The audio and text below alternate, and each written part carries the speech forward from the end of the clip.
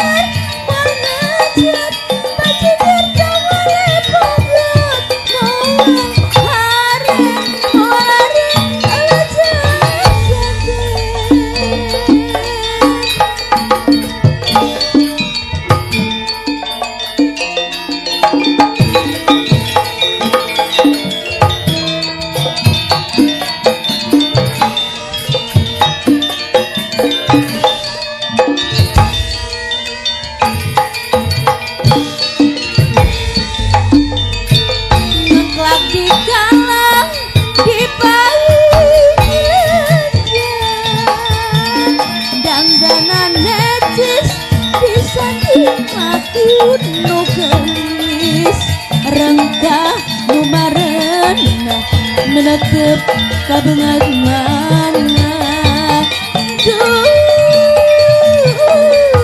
gede rongga kamar datang kambrong di panggung gesah di kagendru sakara rete seperti nagerak kenek tapak Bajang angkang aduh mami ya senang kabeh berdiri aja lucu hasil pesa kebajikan pada kau mau kapan nang tengah ngabe kisoban mau ngajak baju kita boleh pokok mau arek mau lari oleh jejak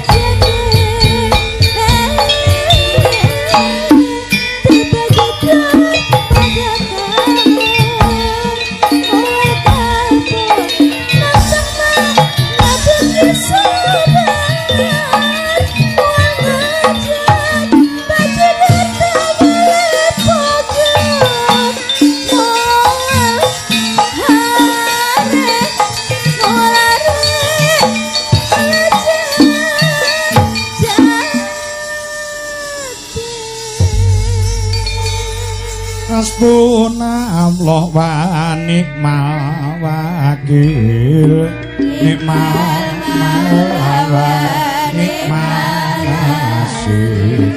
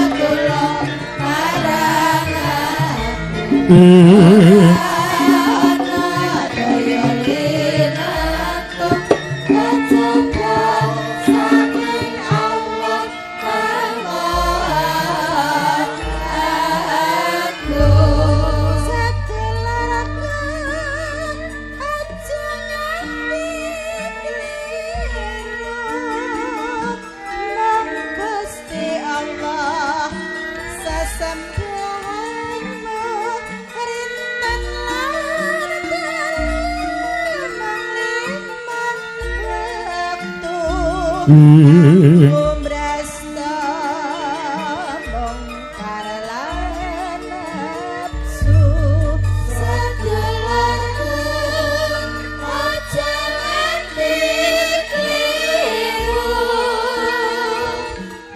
Gusti Allah sesembahanmu rampak kompak terbangi soro seru ha rene nak ya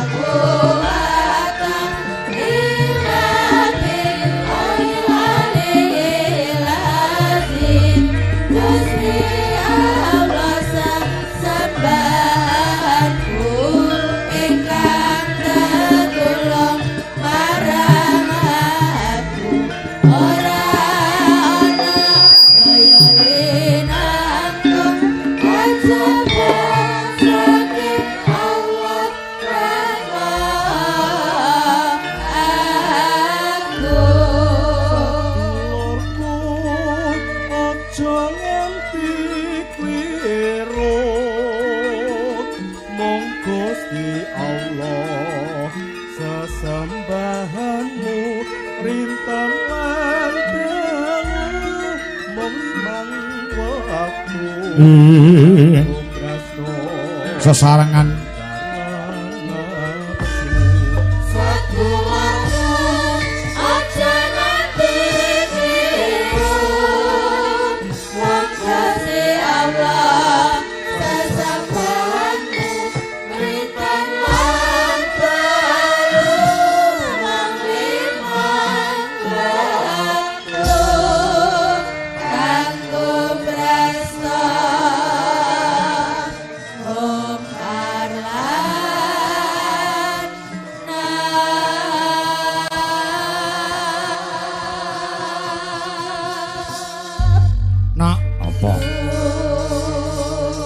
dandana sing patut, dandana sing ayu, ya aja lali bengesan, ya aja lali celakan, aja ditinggal jebakmu. Oh ngono. Terus arep ojak nyandi mak sowan ana ing Padangan Kayen Kidul ana ing wewengkon Kadipaten Kediri nok. Oh sida to? Sida? Iya to.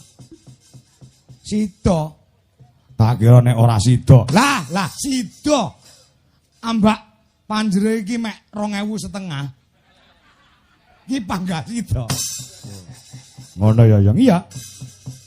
Sowan yang Padangan Kayen Kidul ngaah. Udakara taun 2024 kepungkur ya nek ora kleru awake dhewe pas pentas ana ing Ngesong Banjarjo ya. Ngono panjenengane Bapak Haji Rudi Kusnawan saha Ibu Hajah Fitrianingsih kuwi methuke aku sore sadurunge munggah panggung. Oh ngono ya. Karo sapa diderekne kelawan panjenengane Bapak Haji Sugiran ing Kayen Lor. Merga waris, merga isih mambu sedulur. Oh ngono ya. Wasing wigati duk nalika taun 2024 kepungkur ya. April 2020 awake dhewe bakal tinimbalan marak sowan. Oh ngono. Gandeng leh methuke awake dhewe iki karo bapake awake dhewe sing ana ing Kayen Lor, aku wis ora iso muni apa-apa. Oh ngono. Anane ngurmandut nderek Pak Ji aku karo Pak Ji Sugiran. Bareng tekan kene ana daleme panjenengane Bapak Haji Rudi Kusnawan saha Ibu Hajah Fitrianingsih. Omahe apike kaya ngono. Lek ku gelo ket bar magrib nganti sayane rong mari. Gelone apa? Kemurahan regoku dadi. Kemurahan ya ora. Ning ora ndene ngono kok nok. Ya, kabeh mau ki srana paseduluran. Oh, paseduluran. Ya. Lek ku srawung karo keluarga ana ing Padangan Kayen Kidul kene iki wis suwe. Wiwit nalika panjenengane Bapak almarhum Haji Jumadi saha Ibu Hajah Suharni isih sugeng ya. Kuwi setiap 2 tahun sekali mesti awake dhewe tinimbalan marak sowan. Oh ngono ya mung amit saka pepesdening Gusti ingkang ngakarya jagat Gusti Allah Subhanahu wa taala. Udakara taun kepungkur nek ora kleru panjenengane Bapak Haji Jumadi saha Ibu Hajah Suharni ditresnani karo Gusti Allah ya marak sowan ana kasuwargan jati. Wong jenenge 1 pesti 2 judul 3 wahyu 4 derajat 5 donya kuwi lak menungsa ora iso njaluk lan ora iso semaya kabeh mau kuwi pepestene Gusti Allah Subhanahu wa taala ya. Wong urip ki mung karek nglakoni kono ya. Nek gelem waras kudu gelem lara. Nek gelem urip kudu gelem mati. Kuwi wis dadi sandangane wong urip ning alam donya. Oh ngono. Wong sakmene kae kabeh iki sok bakal ya ora iso uwal saka sing jenenge mati kuwi mau nok. Ya paribasane antri mati ngono kae ya yo. Ning ya aja kesusu. Oh ngono ya. Ya ngestoke dawuh. Lah pendak 2 tahun pisan panjenengane Bapak almarhum Haji Jumadi saha Ibu kuwi mesti wayangan awake dhewe mergo wis kaya anake dhewe no. Oh ngono ya. Aku kelingan terakhir aku bar ditanggap karo Ibu Hajah Suharni kuwi aku diparingi bantah. Oh diparingi bantah.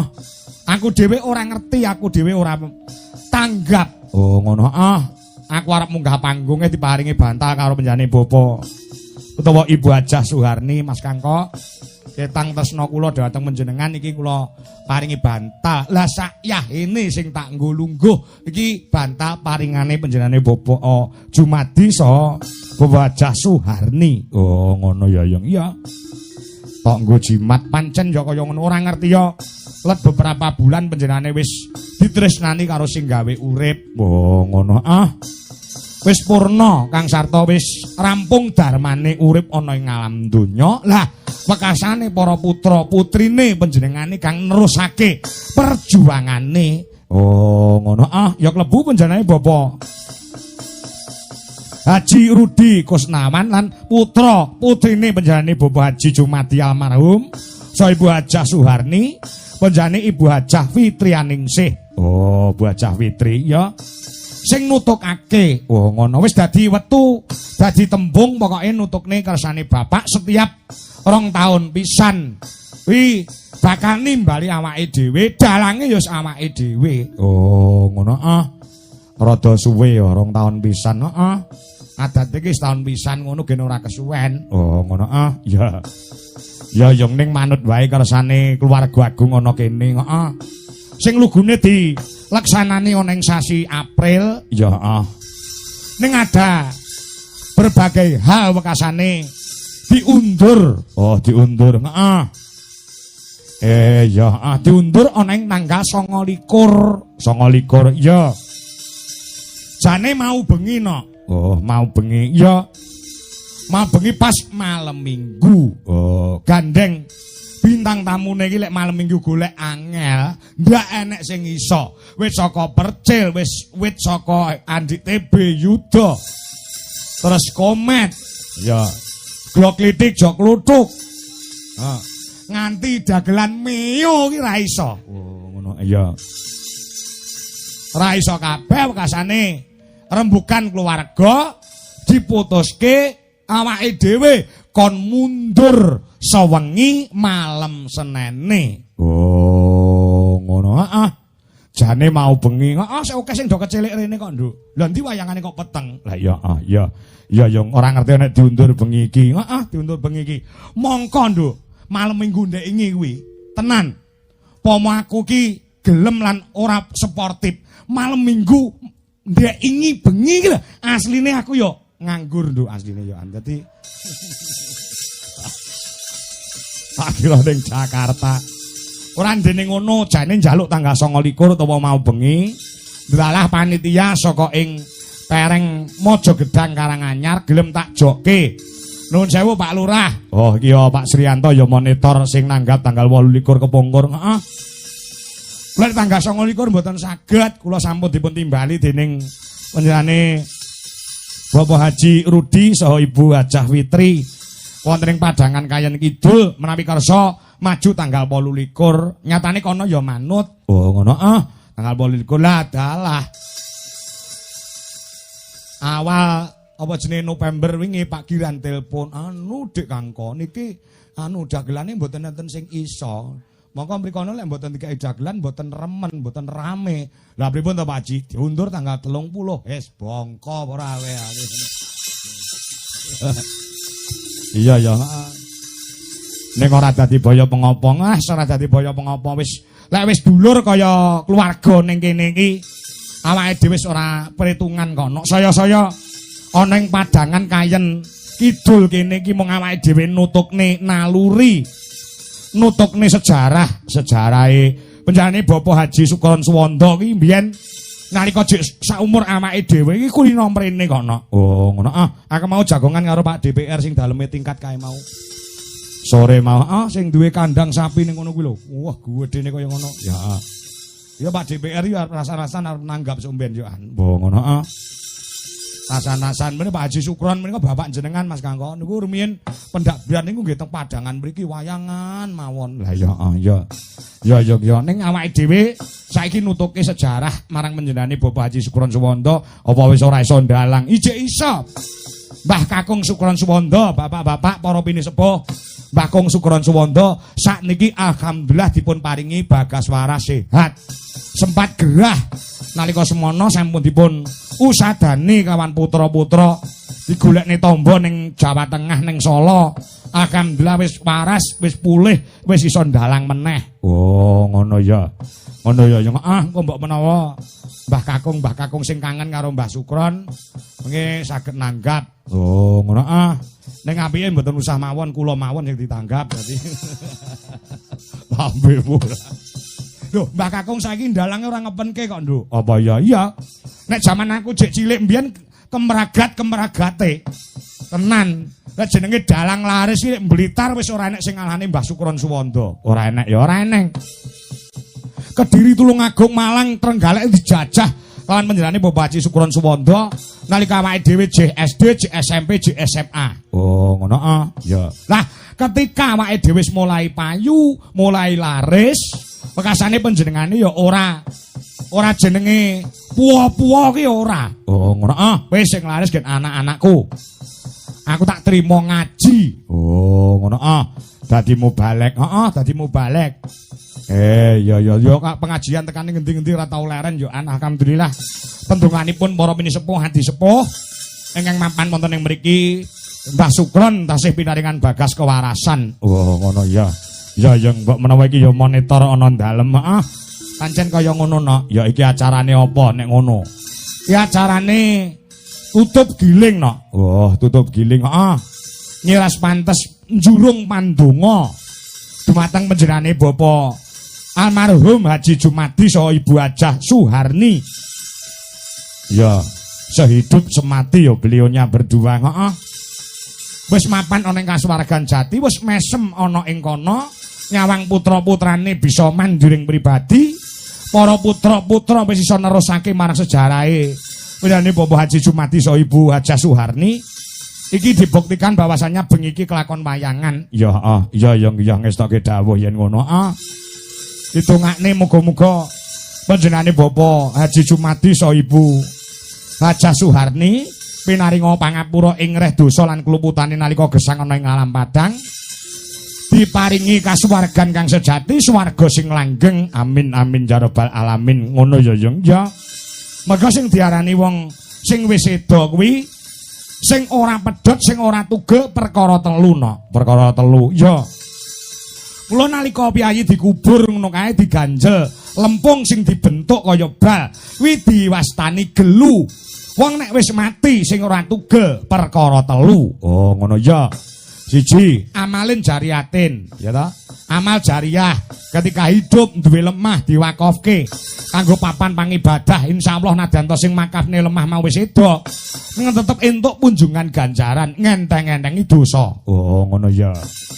Ya, sing angka loro apa? Sing angka loro sing ora pedhot ya kuwi ilmu sing bermanfaat. Ketika kamu hidup ana ing dunia ini memberikan ilmu kepada orang lain, ya ilmu mau digunakne kanthi bener becik kanggo srana pitutur luhur, insyaallah ya bakal entuk punjungan ganjaran. Nah, sing angka 3 sing pungkasan dongane anak lanang sing soleh, anak wedok sing solekah. Ya ora pedhot ya, ora pedhot.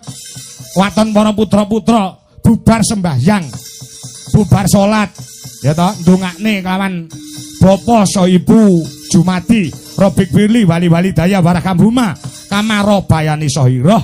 Wekasane bisa dadi asrana nyundul marang kasuwargane wong tuwa kekalih. Oh, ngono ya. Mula bengi iki lakone sing dijaluk pandu swarga. Oh, ya. Ya ngestoke dawuh yen ngono. Slendra sanga ya nak. Ya. Nyuwun marang purbaning Gusti hajate panjenengane Bapak Haji Rudi Kusnawan saha Ibu Hajah Fitrianingsih muga-muga kinabulan.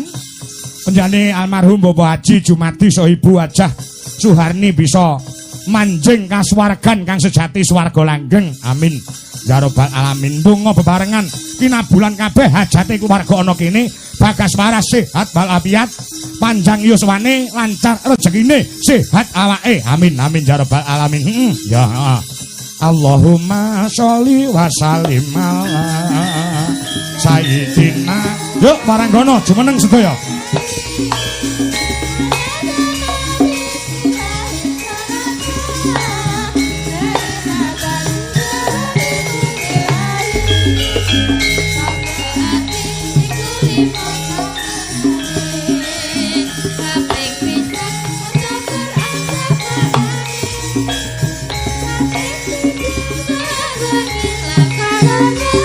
Parenggone, Nduk. Kaping telu wong kang suwe kumpul ana.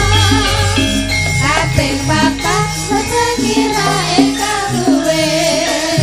Kaping lima dikir wengi ingkang suwe.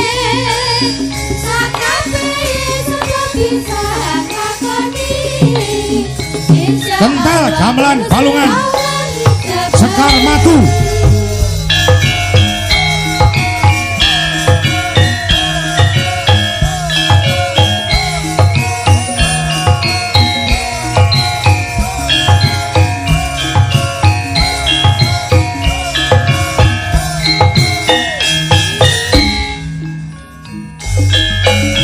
Allahumma shalli wa sallim ala sayyidina Maulana Muhammadin. Adada bismillahirrahmanirrahim. Kalimatan bidawani mubilani. Sapa ati iku lima sawanane. Kaping pisan mojo Quran samanane. Kaping pindho salat wengi lakonono. Kaping telu wong kang suwe kumpul ana. Kaping papat wetangira ingkang luwe. Kaping lima pikir wengi 14 rukun Islam. sakabehe sapa bisa nglakoni. Insyaallah Gusti Allah dijabari.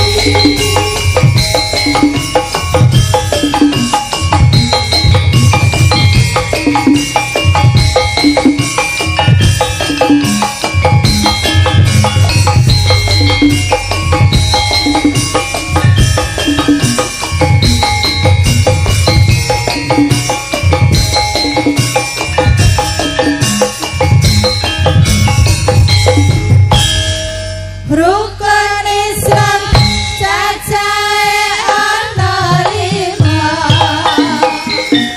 Siji syahadat kapindho lakoni salat. Kaping telu netepi awe zakat syarate. Lamun cukup bandane ana sanisa. Kaping papat puasa bulan Ramadan.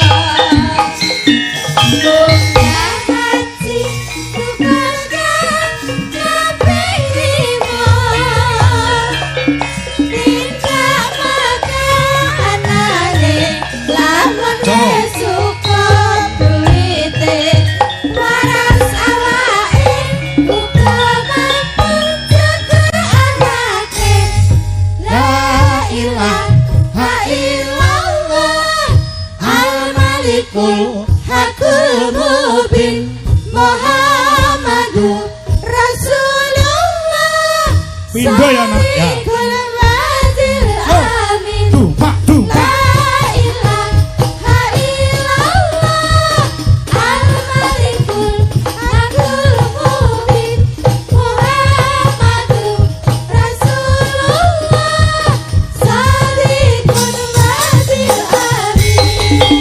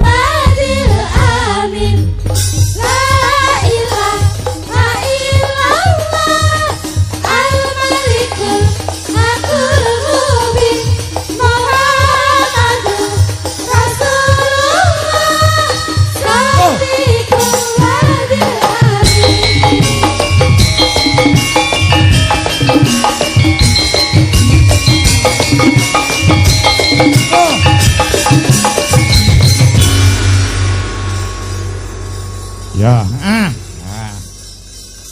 Dadi bengi iki awake dhewe manut pelawake sak longgare ya ora dadi baya pengopo. Men iso lumaku kabeh ya upama aku ngengkel ngeyel wae kudu ndang 21 ya iso ning nyatane kabeh kuwi karya nak tiasing sesama.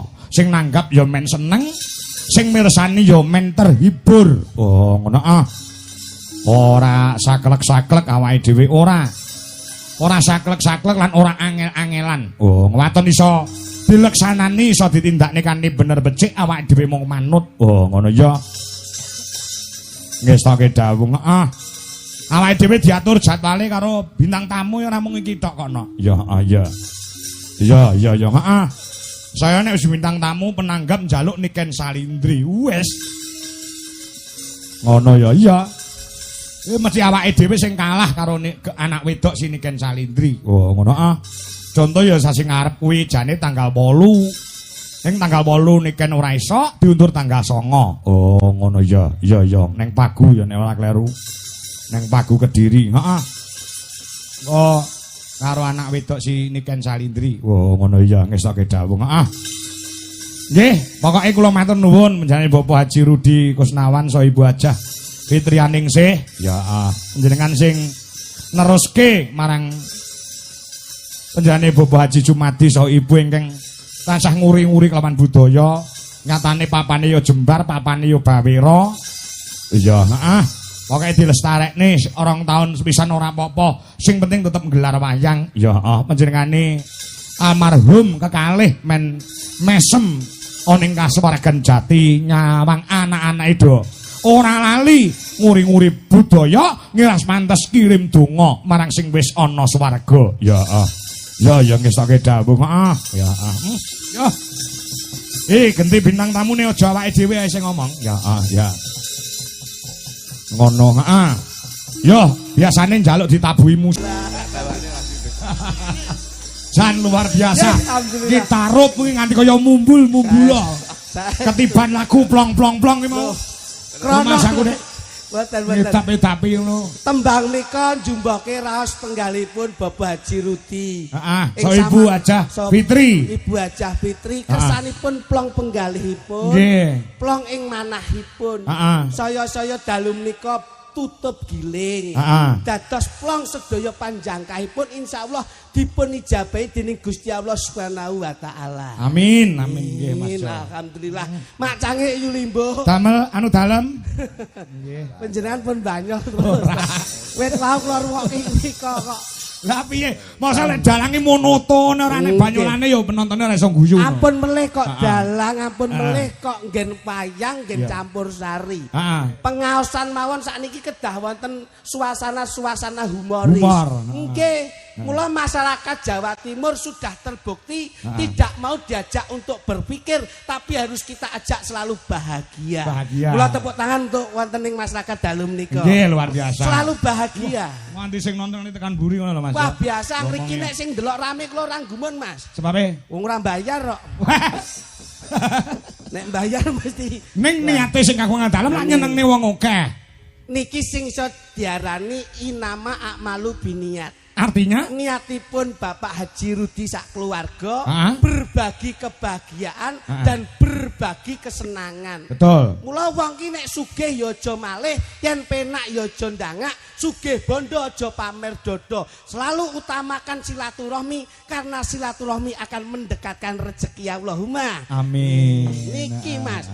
Mula seneng buka apa tutup giling gini. Tutup giling. Iki lho, tutup gilinge kaya ngene Mas Kluthuk Cobi. Ayo. Nyapa? Loh, kok nyapa tutup giling kuwi lho. Regenge kaya ngeten iki, Cobi. Aku jane mau teko Pak Kanto. Ini rada maju ben kena lampu. Omong pisan mak clemong nek ora penak kok moh teko iki lho. Lah piye buka giling ra diceluk, tutup giling iki ya. Loh, piye to maksudmu ki lho? Iki acarane kan tutup giling. Lah iya, buka ayak dhewe ra kok ruruh ditutup ki terus piye? Loh. Sik iki panjenengan yang mengklarifikasi, Mas. Ora, iki cara-carane sambil menyelam minum air. Loh, priya menyelam minum air. Yo wetenge kembung ya. Mas, ngene lho peribahasa, peribahasa. Ngeten. Sampeyan ki nek bengi iki terlalu bodoh banget. Iso-iso aku karo Mas Kangko lho sing budal, sampean ora melu lho. Pak Haji Rudi iki karepe Budal sapa? karo Mas Kangko. Ora apa-apa budal lho. Loh, lah kepiye? Memang iki tahun-tahun pecah iki bengi iki. Kok tahun-tahun pecah. Tahun pecah dagelan. Ora. Pangapunten. Wong kowe iki contongmu ra ndonga sing elekno nyapu. Ora ndonga pancen yo kabeh iki do pecah. Ya mek awake dhewe iki sing awet mergo aku sing iso mbak pusi mek aku tok. Wong kuwi nun pangapunten Mas. Ah, piye? Panjenengan iku mimpin yoga sakmenten kathahipun. Tanggal jawabipun lak ageng to. Yo tanggung jawab gede no. Tesik dipun paringi tanggal jawab Maranggono, nggih. sik dhewe tanggung jawab pemusik, sik dhewe tanggung jawab tukang son, tukang panggung. Lah nek kaya awake dhewe ngene iki lho, semua pekerjaan tuh pasti membawa resiko tur ya abot, ngono lho. Dole abot nyapa dilakoni. Lho. Wong urip iki golek entenge kok. Iya, tapi semua pekerjaan itu pasti memberatkan. Pak Haji Rudi arep kepiye-kepiye senajan to wis mulya wis kepenak, tapi proses membawa suksesnya itu penuh dengan lika-liku. Kaya ruru wae kowe. Lagi petuk bengi iki roh prosese kowe. Ki jane iki kowe iki jane Jak omongan kok nyerikat terus. klambimu karo aku padha lho, Mas. Padha tapi lek beradu argumen ngene iki aku iso beda. Loh, maksudnya Pak Haji Rudi ki ngejak seneng. Dum-dum sedekah, sedekah ora wujud dhuwit tapi wujud tontonan. Dono rasa. Dono rasa. Wong sing mirsani ya seneng, Pak Rudi ya seneng, sing ditanggap ya seneng. Lah awakmu pra ya seneng. Kowe rohe Pak Rudi seneng. Loh. Pak Rudi wis mesam-mesem kaya ngoten kok ora Kuwi seneng. mikir. Loh, mikir apa jale? Bengi iki entek kok akeh men. Iki lho, wong ki terlalu apa ya jenenge berpikir buruk ki ngene iki. Jangkal pikirane jangkal. Sampean ngerti pengorbanannya beliau seperti itu coba. Ngene iki guwak ragat golek nikmat tujuannya ben slamet donya akhirat. Betul. Saya gandul syafaat saka Kanjeng Nabi Muhammad sallallahu alaihi wasallam. Betul. Ki ben penak ngono lho. Kaya ruru wae kowe iki. Lho. Iki cangkemmu ki jane kok dijak nyambut gawe kok ming ora iso nyawiji iki lho. Ngene iki paling tidak urun rembug, urun donga, melu mikir. Terus dipikir karo Pak Rudi nyapa aku melu mikir barang iki. Iya ning paling tidak ki Mas Kangko lenggah. Ya dalange ket biyen linggo, ngadeg yo kernet. Kowe ngomong ngene wae kowe, angel dijak omong kowe. Sing dimaksud jog klitik kuwi ngene lho, dalang ki tanggung jawab ya. Dengaran madhep rene sampean. Lho. Lah yo Komunikasi biar enak kok. aku ki jane dalang klasik wegah lho madhep ning mburi iki. Ning gandeng aku ben komunikasi karo kowe ben iso cetha ngono lho. Ngajeni ngono lho. Ngono. Aku yo aja modak ngadeg kaya dalang eko lho, aku kok apuk pisan lho. Anu kok Mas Kluthuk niku napa-napa dipaido Mas. Wong ngene iki sing rawuh ya lenggah direwangi lenggah ning tebon-tebon kaya ngono ki butuhe golek seneng, butuhe golek seneng. Seneng apa? Kowe ra cengengesan bayar larang ming guyang-guyu tok kowe. Lho, pancen dibayar ki ben kon guyu ngene iki ya. Jane gendeng jane iki. Iki lho kowe mleset lho kowe omonganmu ki. Meneng kowe? Lho, ora meneng piye engko aku meneng sing ngancani sapa sampean? Aku sing ngomong. Wah, Kenyeh. Omong ora bermutu blas. weh, aku padahal ngomong tak totol lho, Mas. Iya iya. Pilih. Dasar omong sing bermutu. Pak Kangko, Dalam dalu menika mujudke Sapa sing ngarani isuk sapa? Aja nggih kuwi tek kono kuwi. Ayo. Ngono. Dalu menika Pak Rudi nimbalin jenengan dalam rangka tutup giling. Lah wis jelas toh. Tutup giling menika napa? Wong ki dari awal saka awan dadi bengi, saya bengi dadi awan. Saka apik dadi elek, saka elek dadi apik. Iso dadi apik. Ini yang bisa dinamakan dinamika kehidupan dalam kehidupan yang kita hadapi di dunia ini. Masya Allah. Ono buka, ono tutup. Mulane kalau wingi menika buka giling, alhamdulillah petani hasilnya melimpah ruah. Pak Rudi tutup giling menika mujudke syukur marang Gusti Allah Subhanahu wa taala, nimbali panjenengan paring pangipun dumateng sedaya warga berkat ing dalu menika. Niki nduduhke wujudke syukur marang Gusti Allah Subhanahu wa taala. Lah kula wondene kaya Mas Kangko karo Keng Rama. Kuwi wondene kaya tanduran tebu nggih to Mas. Turun tumurun saka nggon saka dadi tunase nganti tekan dadi tebune nyatane ya nitis nggon putrane Mas Dwija Kangko. Mula wondene kaya tebu dicontoh, tebu ki dicontoh. iya iya, saka Mbah Sukron medun ning aku. Leres. Apa lek tunas ki mesti apik. Lho, Tebu nggih. ki. Nyatane ya nek sing bongkeng. Ayo. Urung mesti lek tebu ki tanduran apik kabeh. Mesti di antara mereka tebu-tebu sing ditandur kuwi mesti nek sing bongkeng. Jadi sesuatu yang baik pasti ada. Mesti nek eleke. Ngono, cecengesan kowe. Aku ora ngerti iki ora tebu tok iki rencanane jagung ki sok ben subur. Lah sebabe Mas. Diuyu wong sakmene iki lho. Iki maune ki jagung ki, maune jagung ki. Batinku ki sapa kok madhep rono kae.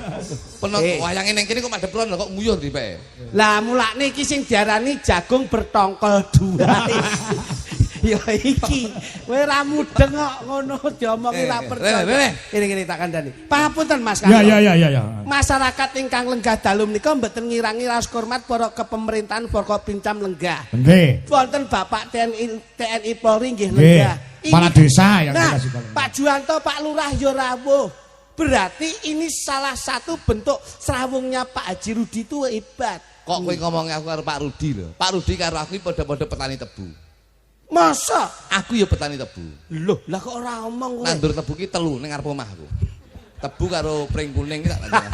Iki lho, kowe omongmu ki ora kena dicekel ya iso. Lho omongan cekel ki rasamu ki terus nyambit. Mulutmu adalah harimaumu. Ya. Kuwi mbiyen, lek saiki ki jarimu adalah harimaumu. Loh, kok saged? Lho iya no. Mbiyen mulutmu adalah harimaumu. Okay. Tapi sekarang tuh jarimu harimaumu. Kowe ngantek nggih story sing kira-kira menyinggung perasaan orang lain. Kowe kena pasal kowe cilaka kowe. Ya. Iya lah. Komen sing larani ati. Komen sing larani ati, kowe kena pasal. Bener. Ya ora? Undang-undang penyalahgunaan ITE bener.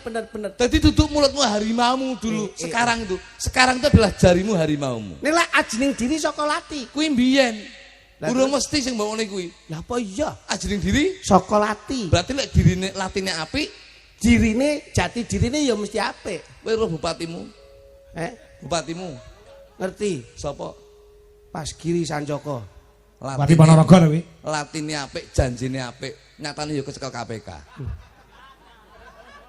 Kowe mau jane rasa omong kuwi wis malah.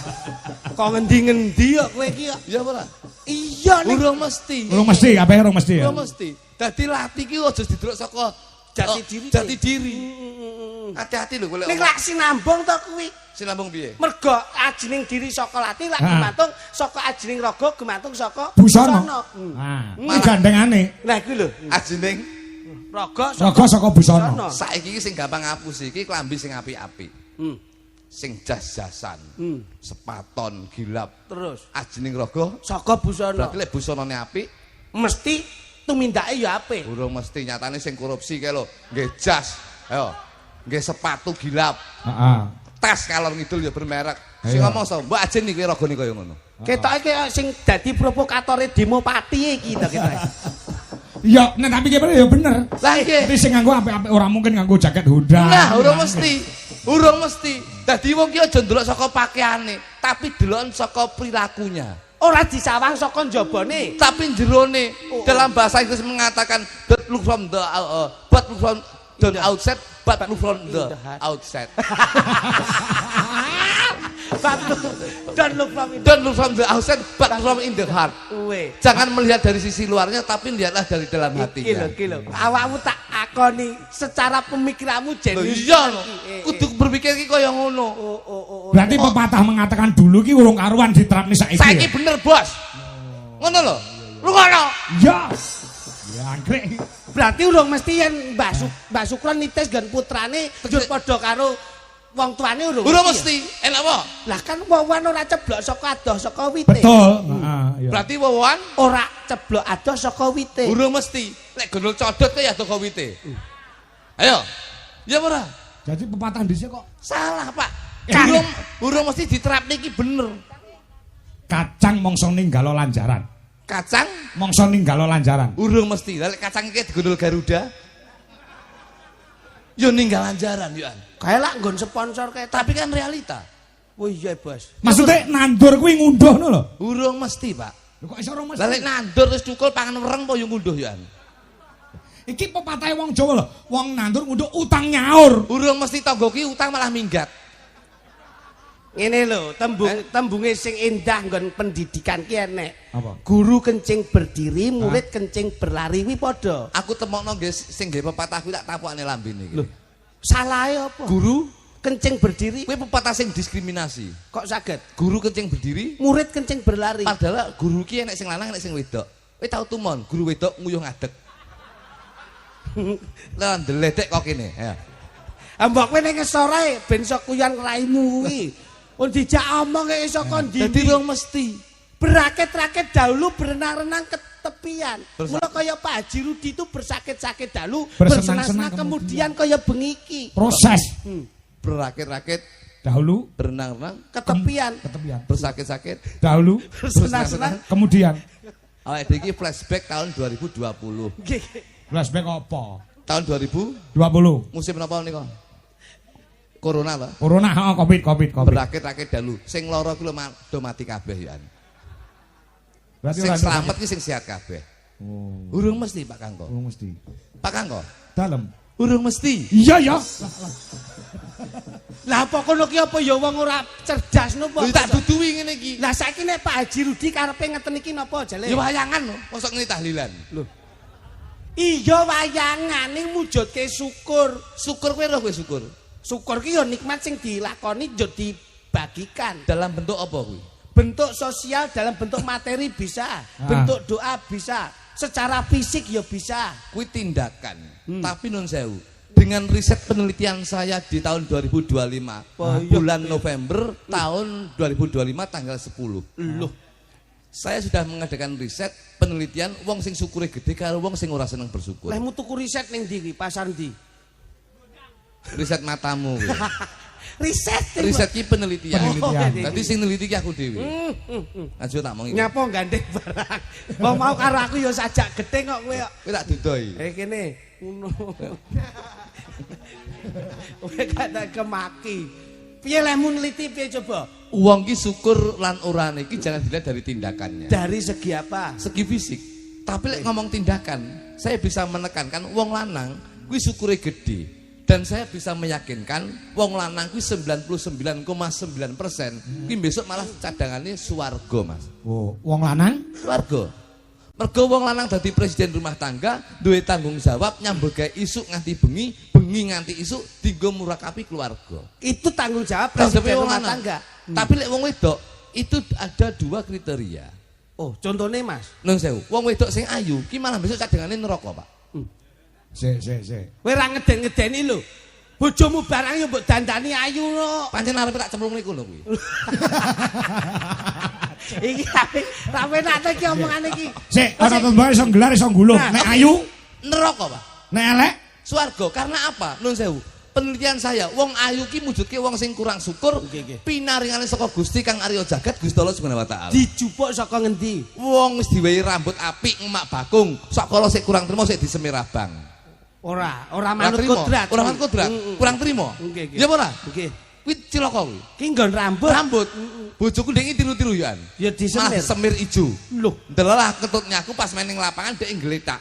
pas bal-balan wingi. Bal-balan ndek iki. Lho, lah bojomu kletak turune ngono. rambutnya Semir ijo. Akhire Mas. Ndase pangan wedhus. dikira Wah, suka. kira suka. Anu jane kon ngemut wae. Iya. Ki mboten? Heeh, ya. Meripat wis blalak-blalak. Sakra wong wedok sik kurang trimo sik templek lensa templek plastik. Iya. Karepe ben saya. Ben saya apik. Soplen. Softland. Ki mboten? Kamangka Gusti Allah maringi netra ki tanpa Tanpa baterai. batu. Wis kurang apik apa? Iya. Irung wis bangir sakra sik kurang trimo sik disuntik silikon. Ben bangir. Ora solikin no? Mboten. Oh, silikon. Silikon. Iya. Bojomu dek iki sukses to suntik irung. Silikon no. Kayak malah ora bangir kok. Lah terus Malah minggir dredek. minggir ngiwa minggir nengen. Barang foto keluarga malah kayak kalong lah. Kaya ora? iki. Untu wis miji timun sik kurang trimo templek kawat. Masyaallah. Sik dikawat sik dibegel. Masyaallah ya. Ya ora? Berarti Wong wedok iki kurang trimo ngono kuwi. Wong ayu iki. Wong ayu, Pak. Berarti wong ayu Neraka. Malah wong sing mlebu swarga ki wong sing elek-elek. Lho. Oleh rezeki koyo kuwi sapa iki mau? kowe apik. Iki wong wedok. wong wedok ya. Apik. Heeh. Wong wedok ya Wong ngerti elek. aku. Lek wong wedok ki sing elek ki besok swarga. Contone sapa? Oleh rezeki. Contone wong wedok elek contone sapa? Samine karo Umi, Sapa kuwi Saminumi? tukang masak. Kaya Ya ngono. apa nggih samini barang iki lho. Karo aku Loh. ngene. kabeh iki lah nganggo alasan. Nyapa samini karo ki mau kok. Umi. Umi kok swarga. Mergo dandane sederhana ora maneka warna. Nah. Mujudke syukur pinaring saka Gusti Kang Arya Jagat Gusti Allah Subhanahu wa taala. Wong elek iki malah swarga. Oleh rezeki sithik akeh ora dienggo maneka warna, diklumpukne dadi siji, dienggo munggah haji. Alhamdulillah. Kuwi rungokno. Cadanganipun Swarga. Wong elek swarga. Nek wong ayu Neraka. panjenengan mireng Mas. Ya, ngerti aku. Nyata. Wong ayu, Neraka. wong elek, Swarga. pertanyaanku.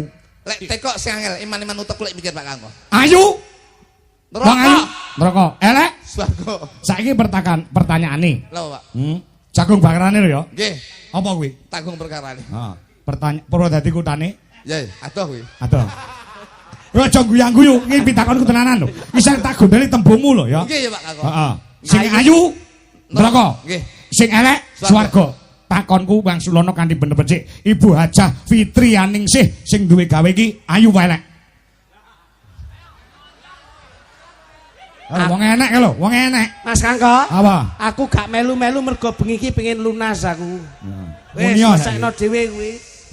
Lho, Bu Hajah kan mau diandan ayune ora Ayu ket sore. Anu. Kowe Ayu apa elek saiki? Ayu kuwi neraka, Heeh. elek swarga. Kok kowe muni ayu ora lunas kowe. Ayo. Omong Ngono saiki. Tanggung bakarane, tanggung perkarane. Lagi. Bu Hajah Fitri lho, piyayine lenggah lho. Ya. Ayu pelek. Ayu elek. Kowe ra ingah-ingi kowe.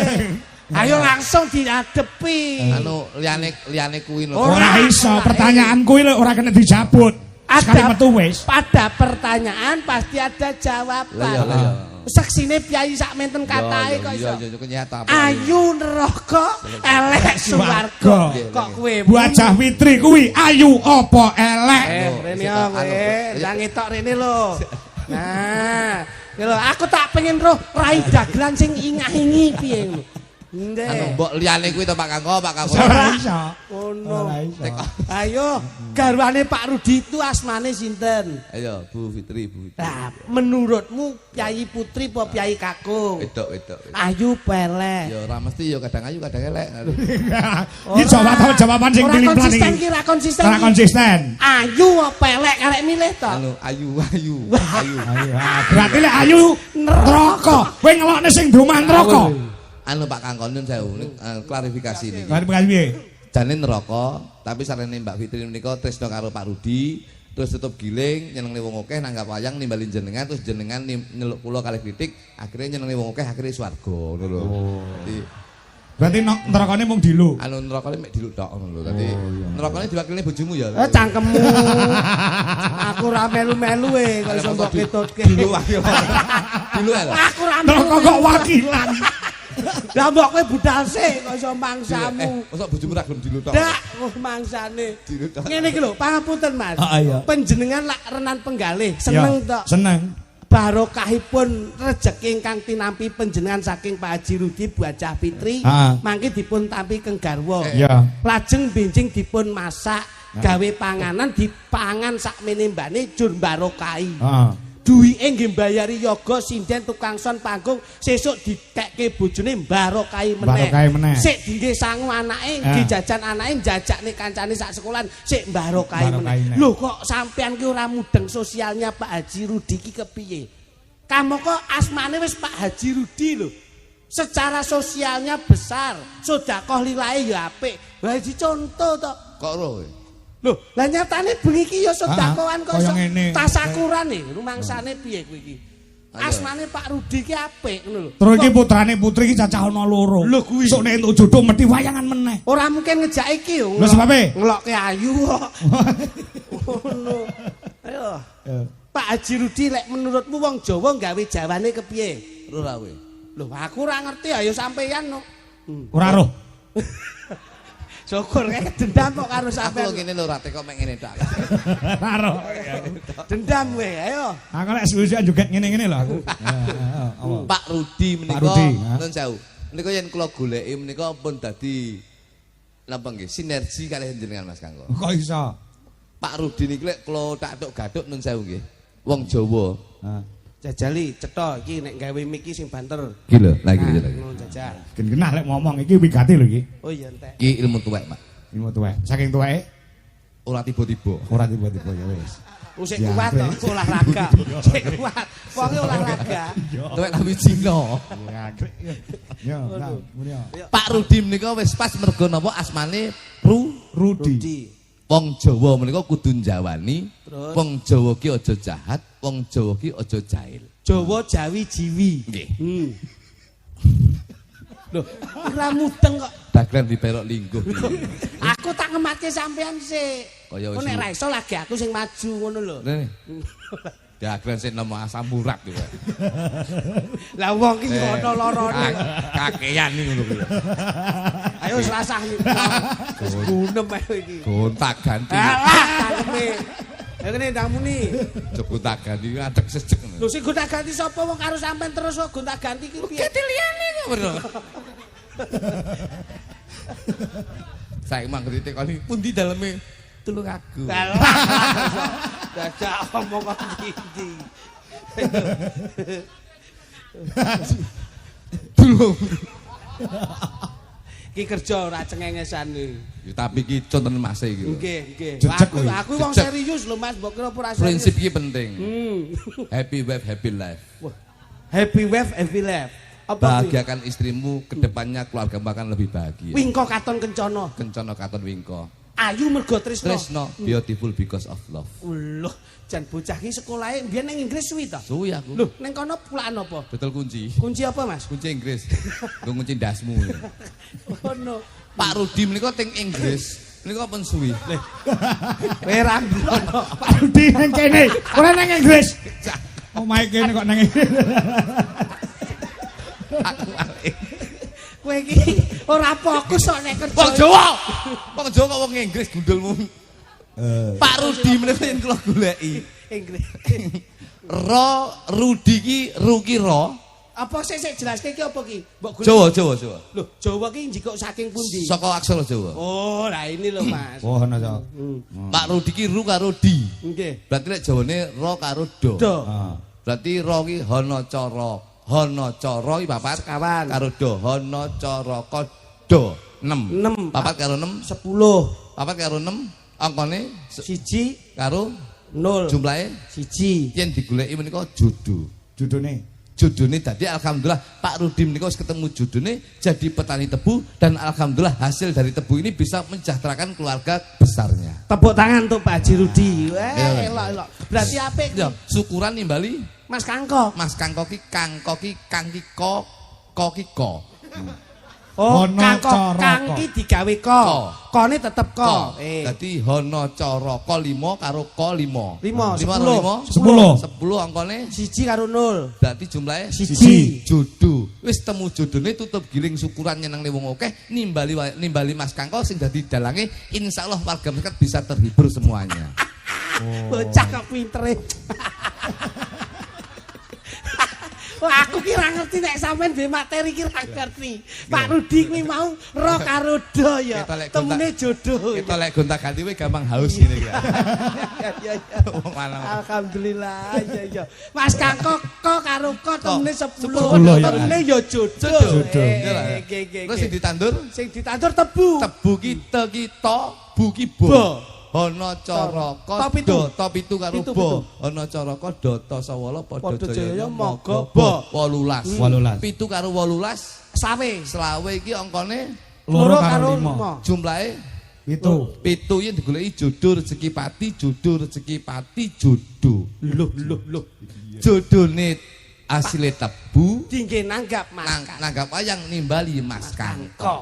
Dadi jodoh ki rezeki kabeh, Mas. Di antara Mas Rudi, Mas Kangko karo tebu ki wis jodoh kabeh. Tibane jodoh kabeh. Jodoh. Loh. Napa rezeki sik ning aku ning Iya, sampean? iya. Napa jenengmu?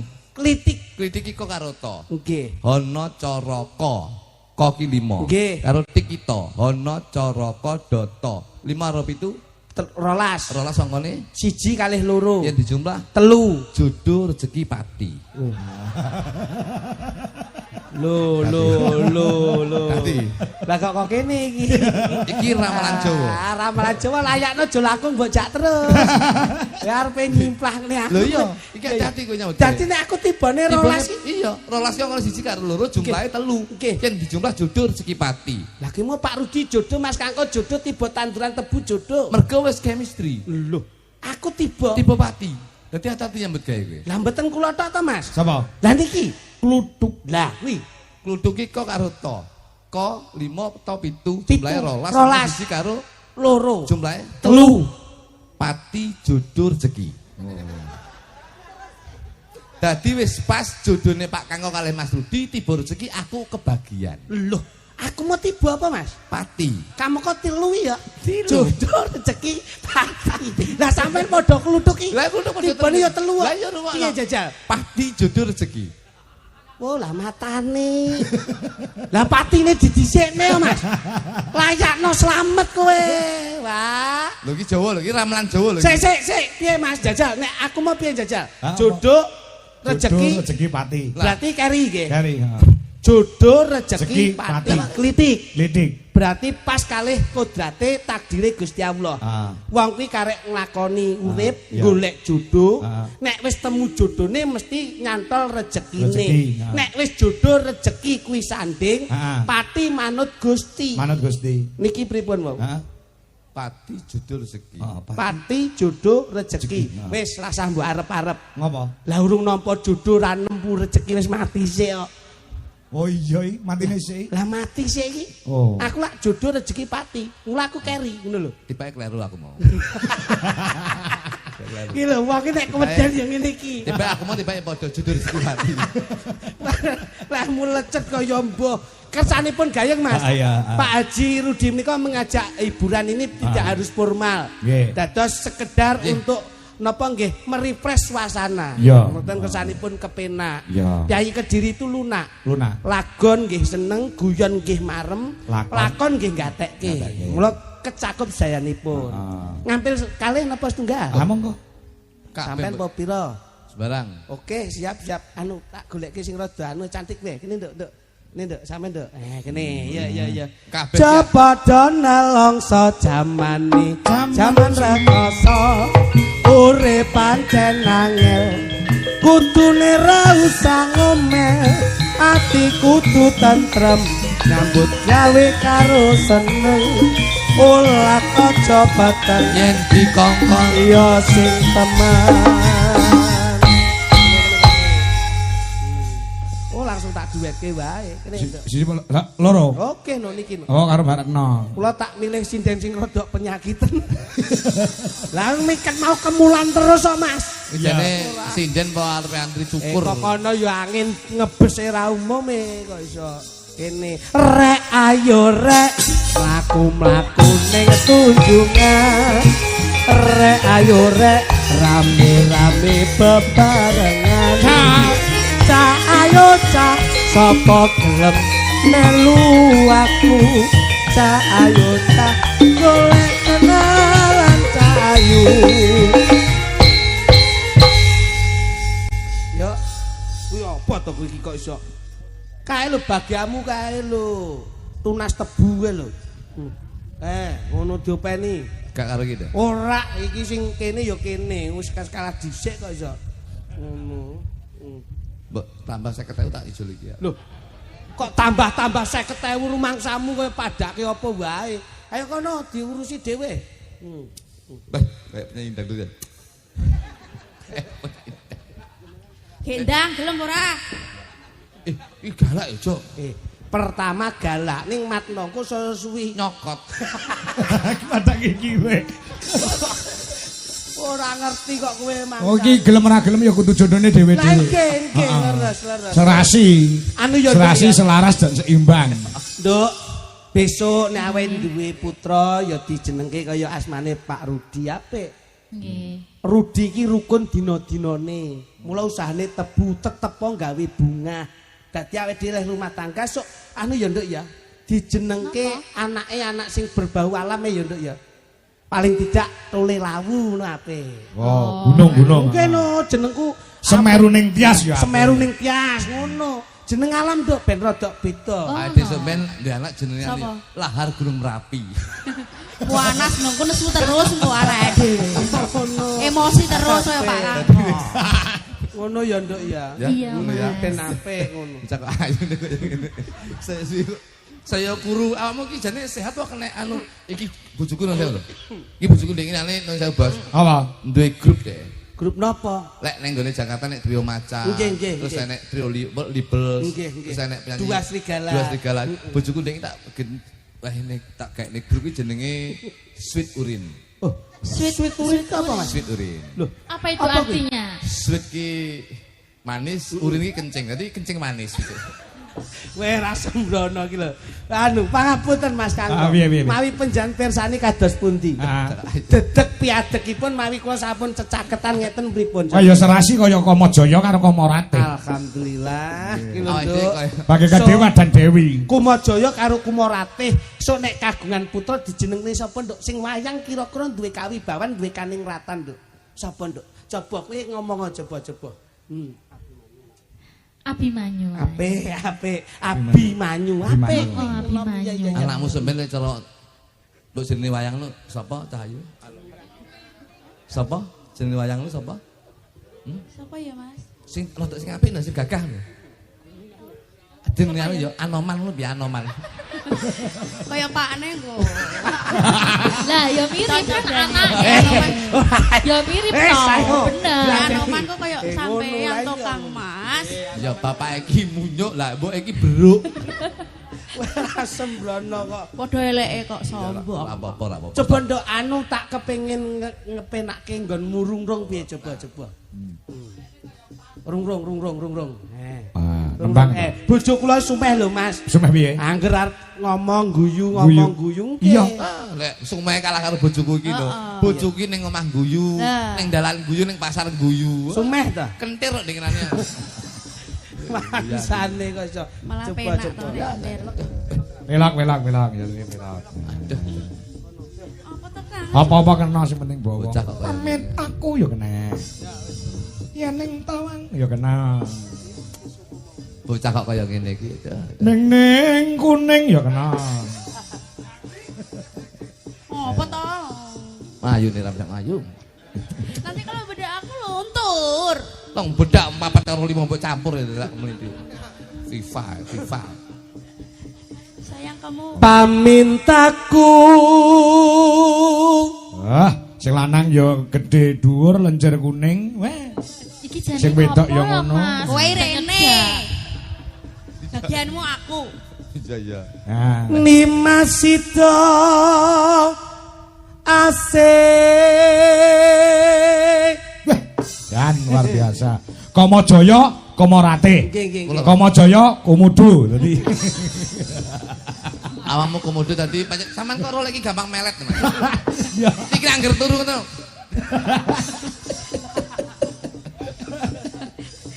Nyembur geni. Atut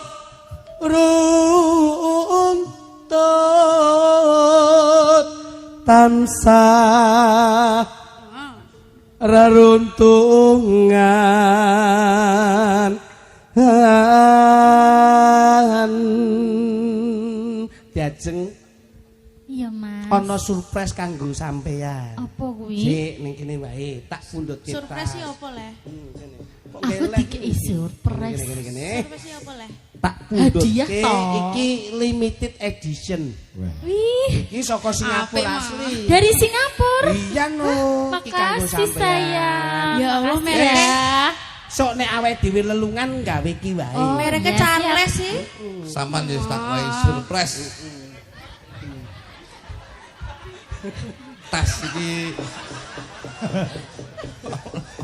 Itu mereknya apa itu?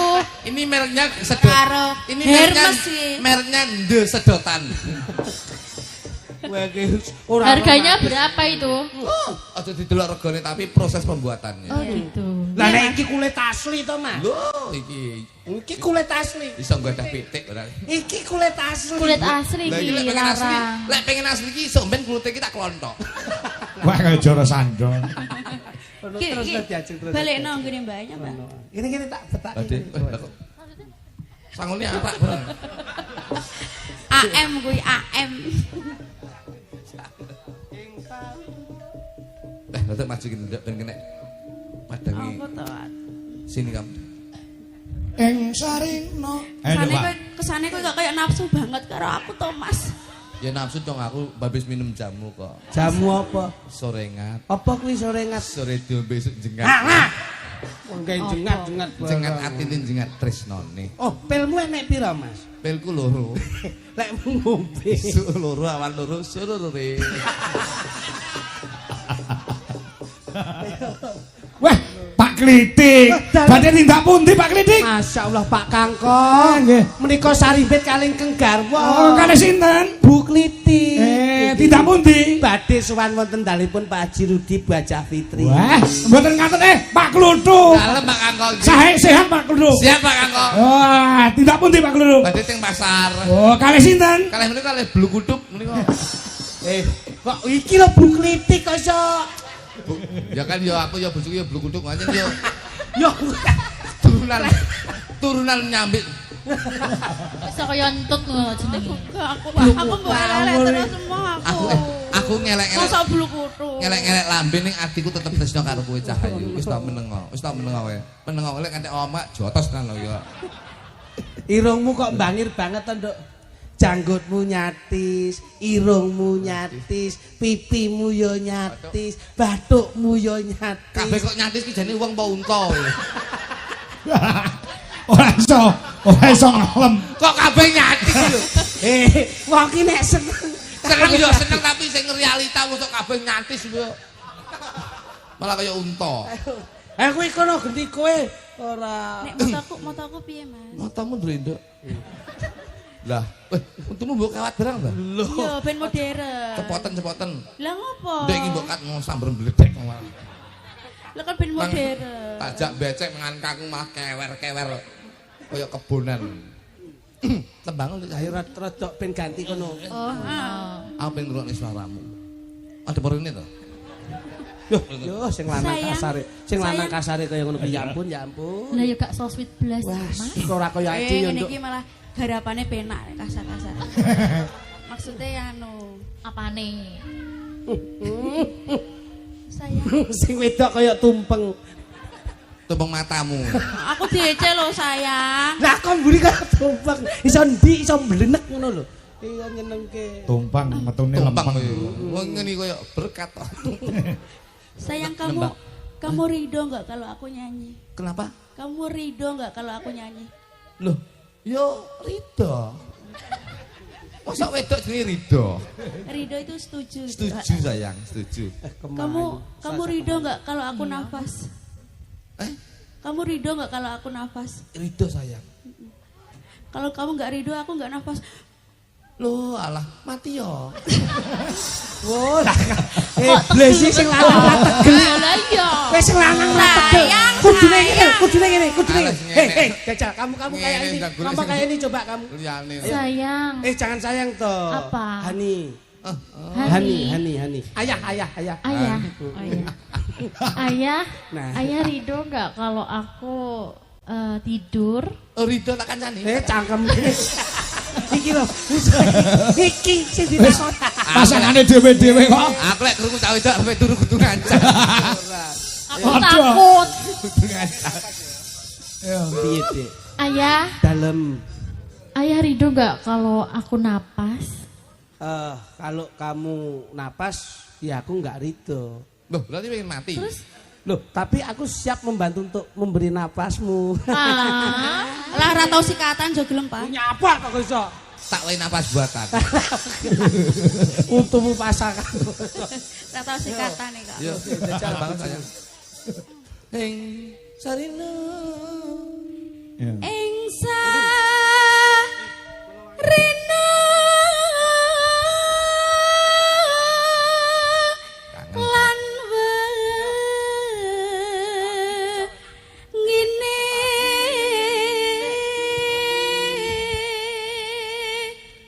Aku yen krungu suaramu niku. sayang. Sampeyan kudu-kudu Piye sayang? kudu Kudu apa sayang? tak pegat ya. Ojo, apa aku wis ora bener. Jangan dicontoh keluarga yang seperti itu. Tapi saya yakin awak dhewe rasa pegatan Cahayu. Lah ngopo sayang? Urung rabi ya. Dik, Kok aku mbok konak-konak keket biyen. Ngaku. Kuwi ngono cara nyambut gawe training. Mosok training nganti 5 tahun sayang. Lah aku urung rasane. Urung temu-temu. Hani, dalam aku kok pengen sesuatu yang harum ya. piye? Pengen sesuatu yang harum. Loh, aku kan selalu 24 jam untukmu toh, Dik. Oke. Apapun yang kamu minta aku selalu menyiapkan. Gitu ya. Kamu pengen apa? pengen Sesuatu yang harum. Oh, deh, tak pundhutne to harum-haruman iki spesial parfumku dhewe saka Paris. Wah, mesti lari. Mangane bingung parfum kok Paris. Harum ora? Harum pol, larang iki mesti. Regane 100 Kasih ya Hani. Paris 100 sih kok. Tuku ning Shopee. Shopee 100. Wis sing KW 30 KW. Pengen harum. Aku tuh merasa bau badan gitu loh sayang.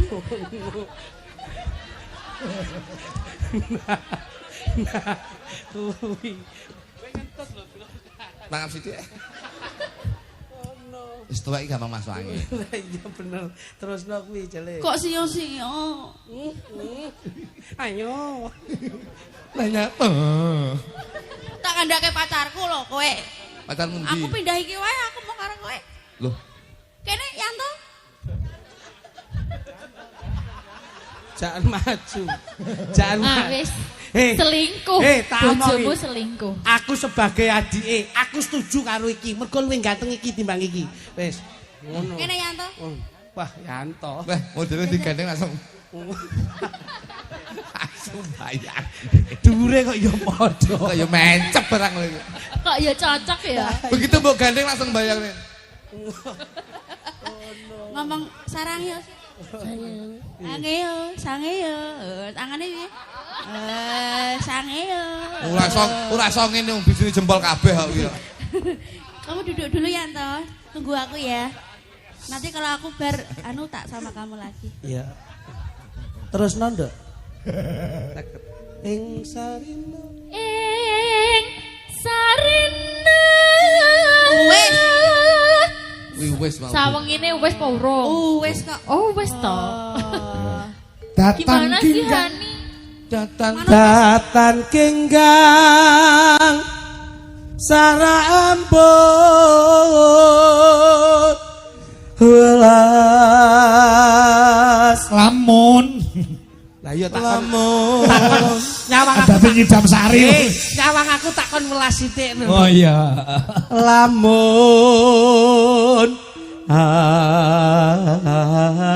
doh caketing ati. Mas, aku dadi bojomu mbok aku tumbaske omah ngono lho Mas. Tekono gelang, tekono kalung iki lho aku Pak gak tekone omah loro gelem nggoni sampean? gelem Omah Dora rumah jangkrik. Deles. Kalung. kalung. Aja tuku kalung, sesuk tak kalung nyarit belum. Bongkong ora ndek apa-apa. Aku njaluk pegat lho. Ora iso lho rabi ngengkak tabu iki lho. Tapi rasane kaya uwis Kakang. Wah, Rasane kaya wis mbok ngono apa. ki saur. Apa iya Yayi? Apa iya Yayi? Aku suyuk jijik. Kowe iki ngono ora gelem ngladeni kok iso. Kate digundul. Iki ban nyeluk kakang to nyeluk biung ban. Ya. Aduh segonya metu. Lawannya endek. Iso digelandang kaya Yen cedak tansah ngulak. Aku penyanyi rock. Sida.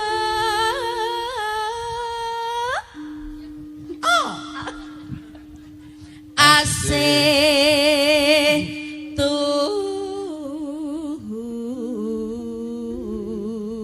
maaf sayang, aku tuh lagi pilek ada peradangan di sini. Aduh, kamu nggak bilang dari tadi sih. Mangap. Apa ini? Mangap. Dilek langsung ditelan. Apa Mas kuwi? Paku payung. Kok jahat mentok?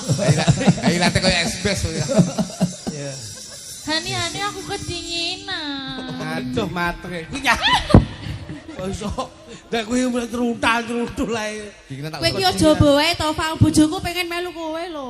Aja Kene. Lah kan pengen dipeluk toh, kan aku kadang. Wis cukup tak sanding ini wae. menel. Terlalu memeluk bisa masuk ke dalam-dalam nanti. Waduh. Saya. Alah. Senengane kok iri. Mulai sayangane tak biarang botol gundulmu. Mayu padha tuwek wis soyak sang. Aku kedinginan. Ngono, api-api ngono. Api-api.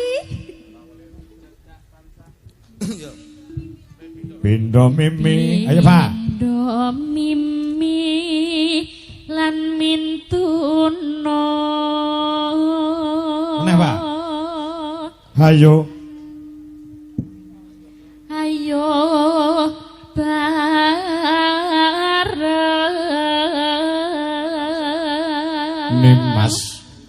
Nimas ana tepi wajib.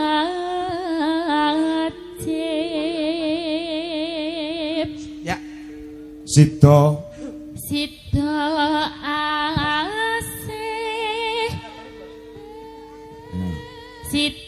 asih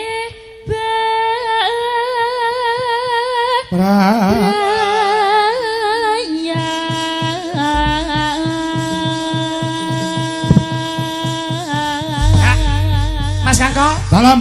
bawane ngampil niki nanti lagunya Roman tetep digawe rancak dalu niki. Apa lagune, Jo? Nino no Asik.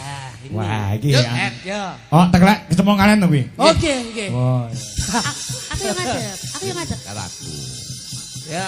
Yo, Sama kamu. dijelas Indonesia. Ya. Apa kan judulnya? Teklek kecemplung kalian kan? Janda baru, janda baru. Oh, janda baru. Nah. Halo. Ya muga-muga ning tembang tok aja nganti Boten. dadi janda. Betul. Yo. Yo, coba kaya Mbak. Yo. Janda. Ya, dong.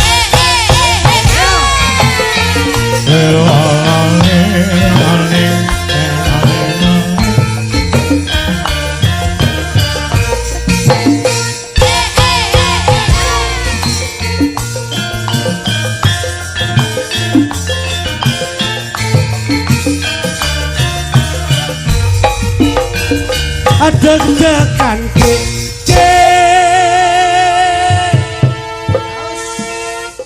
Tuh, Mas, dedet jengkleng no. Piye kok ora kompak e piye? Iki bengi iki aku tombo kangen lho karo jenengan. Kok nganti dhewe-dhewe nyele iki lho. Kok iso? Awas. Deg-degan Ya. Ini ngono. Ayo. Deg-degan dek. Yo, awas. Kono lho kok ngadep rene iki lho kok iso. Iki ning tak jengking asam urat to iki. Ora iki kok wis ora. Kowe iki yo madhep rene. Ayo, dadi ayo Yo, sithik ning memuaskan lho. Deg-degan jantukku deg-degan nalikane aku krungu kabare ora nyono aku ra ngekewo apa bener seliramu wis pepisahan.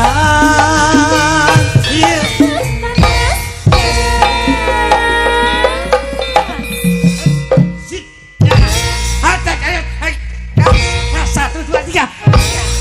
Kowe enake ping 3 ngono kuwi ya, Mas. Oke. Coba. Mas. Teratapan Mas.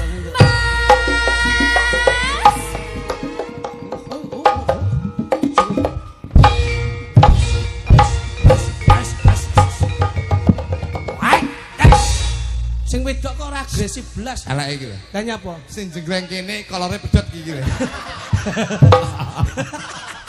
Kowe mripatmu yo nyak. Lah sing jenggleng kene kono sing agresif. Ora ngerti wong tuaku ya ngono kuwi ngono. Oh nggih. Siap-siap pamit. Nggih. Wijaya Laras Indonesia.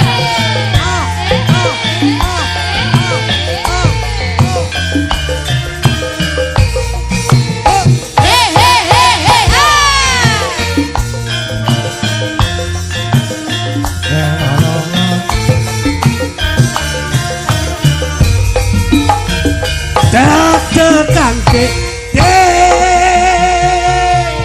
awas iya cap Deg-degan dek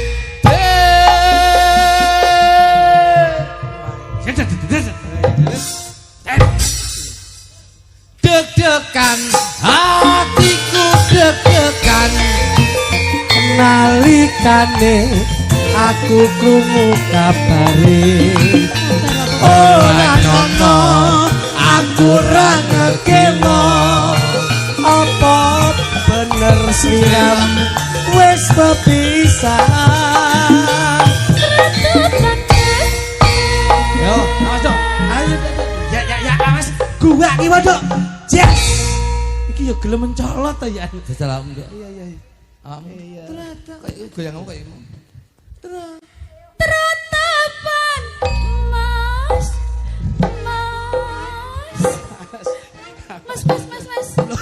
Bisa nih. iso gadul iki goyangane kaya mentok kaping telek Tapi kan iso goyang. iya lho kudune tratapan mas kono ki dedet awakmu terus wek ngono.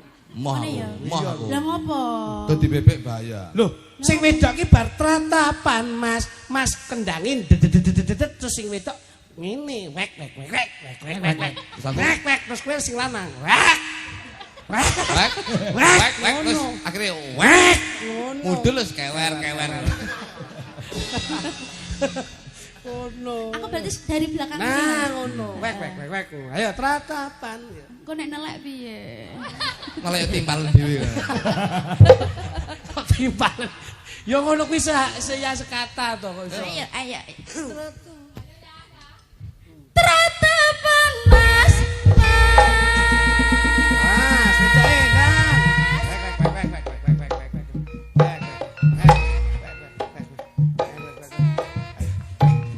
Ayo ndang. akeh wong Aku sing ngene-ngene iki lho.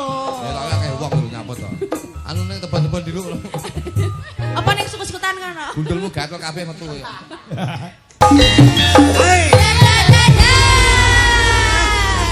Kene tak derekke. Ya, Aku yo. kene tak derekke lenggah ya diajeng. Makasih ya. Ayo ya sama-sama. wong ya Piye to? emang aku Lho kok piye?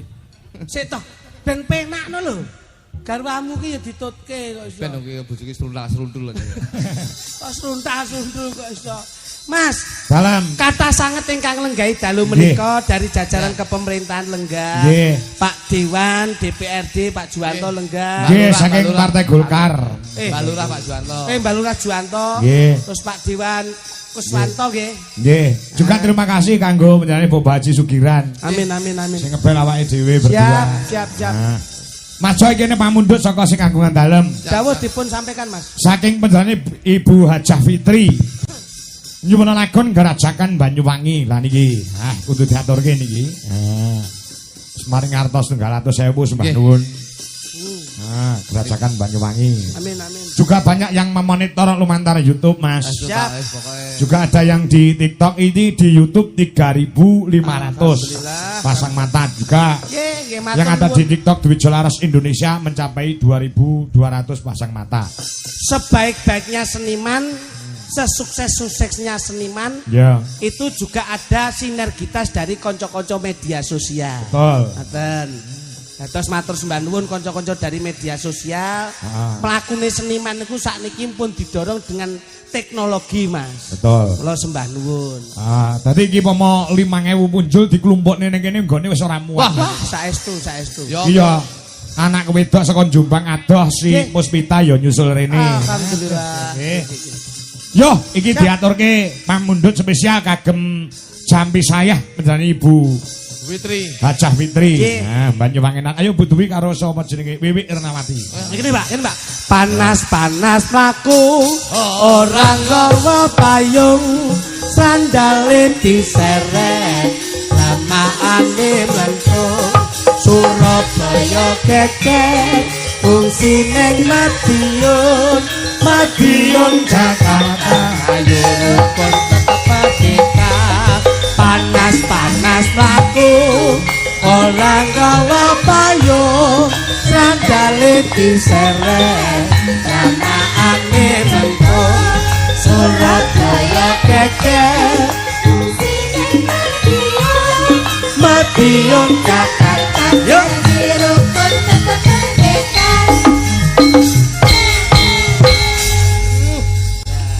Nah.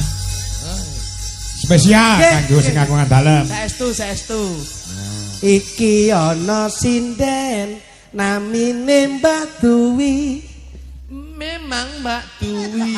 Sik. Angkat tamu vokal ki lho. Iki ana sinden asmane Mbak Duwi. Pancene Mbak Duwi kalau cantik sekali. Yen disawang kon buri piyayine merati.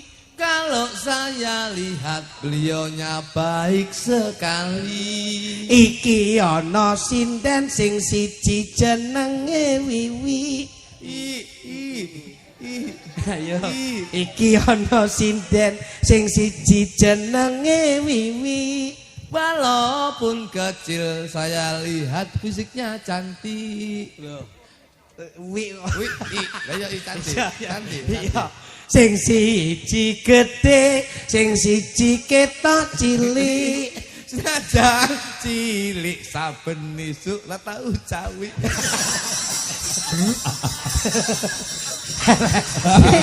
Dane dia dendam karo aku. Aku gak dendam. Sing besi iki lho, Kalau mau besi, tak cawi. Oh wis digoleke. Ngono. Goleke ukara sing kepenak ngono. Sing besi Mbak Dwi lho. Ayo coba. Besi aku. Kagem bawa mboten Nggih no. Pamundhut sing kagungan dalam ya kudu dikumpulti sak bawane. Amin siap. Mamyat mayong. Wah. Ya. Mamyat mayan heman.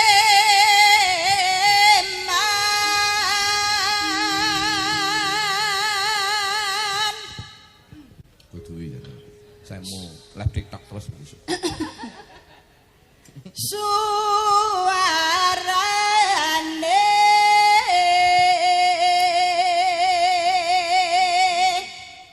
kiane bialam-bialangan. Belayo, wah suarane kendhek lambian. Basuane Mas. Oh, enak lho. Ais. Oh, ngono iki komplit iki nganggo jenglengan barang. Nggih, leres. Ah. So, Dalam Kok diceluk suwak dalem iki piye? Jenengmu sapa ta, Mas? sukluduk. lek krungu suwi kudu moro ae. Lah iya. Nyerambahi.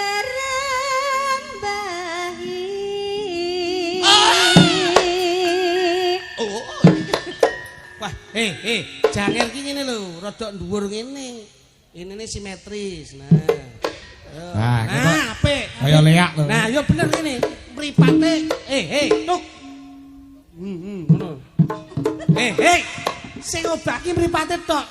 Lho, ngono. Diguak, mripate diguak. Neng ndi? Diguak. Wiwik kene lho. Kalau tak buang ku ra iso omong manfaat mata. Wah, bleset tok sampean iki. Noswanto. Ah, tangane jangan. Bela, mau apa lo? Lah, pucuan. Eman yo. Ayo, Mas. Seseo Mas lepo. Ngono kuwi, lha kuwi nyapa kok mlili kancane.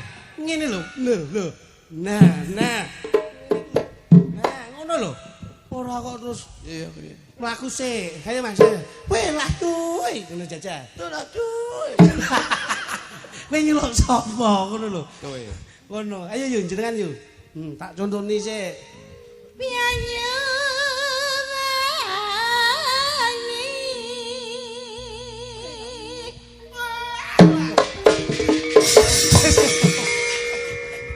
engko sik. Urung kok wuh. Udah kene bar kena pecel apa kowe?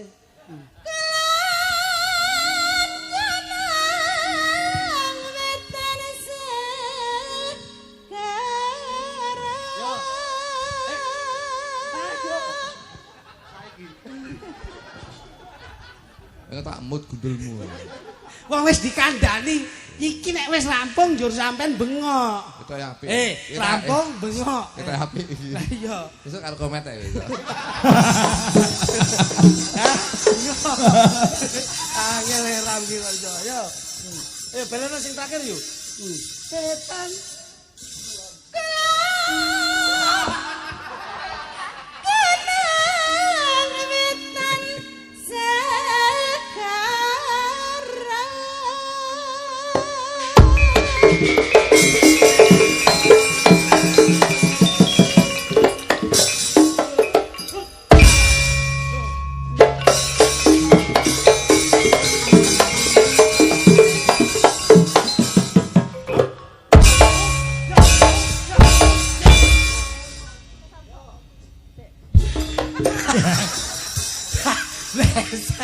Kowe iki do migrane iki lho. Wah, jan wis ngono. Ah. Wah. Lor lan kidul alas angker.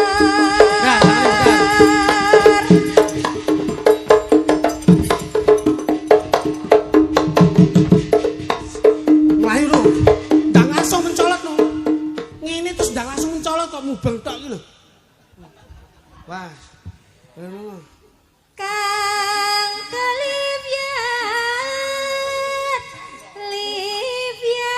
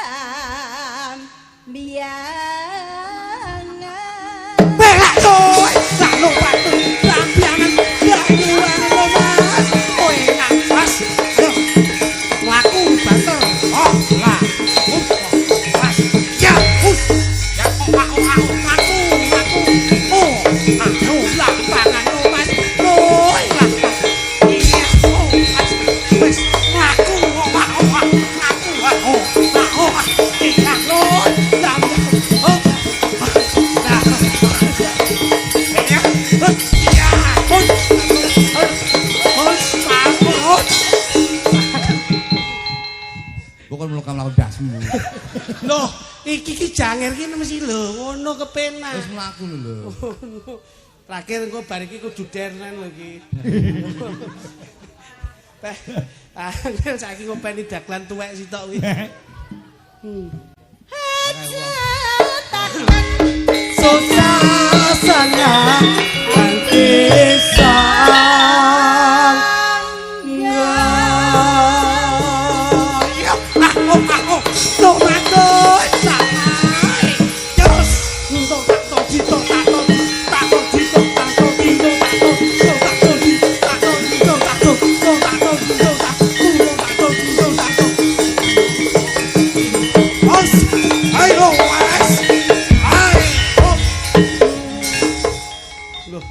terus nose toh. Piye to ki? Wis ta. Kowe iki napasmu kurang pas kok iso. Sel. Aduh tak kon minggir. Minggir nonton aku. Tak kon atraksi sithik ra. Ya. Kon dadi klarap kan. tanah India Ku malaring. ku meliare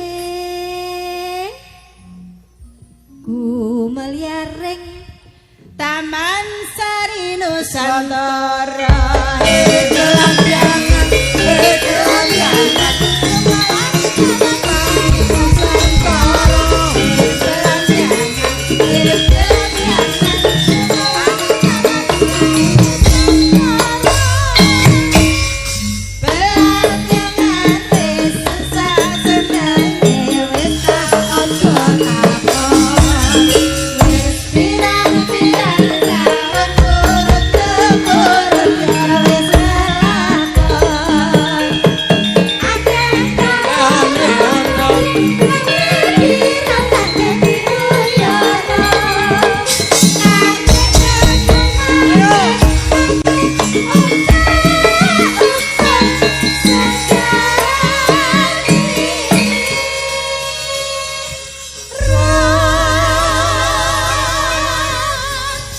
penggemar berat saka Kediri kepareng kumpul bengi iki Mas Jo.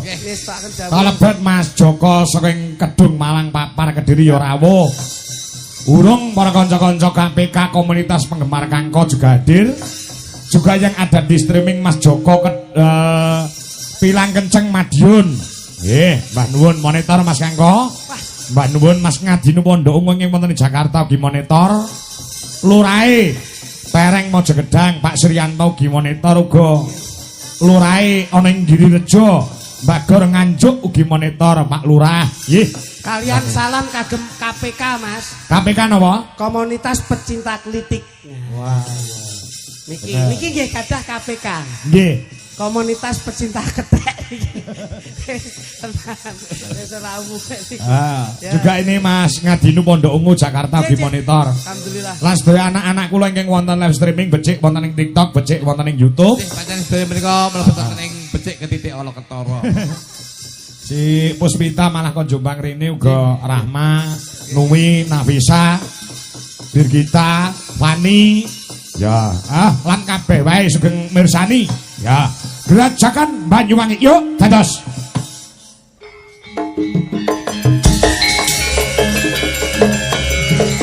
Mak Indonesia, Ponorogo.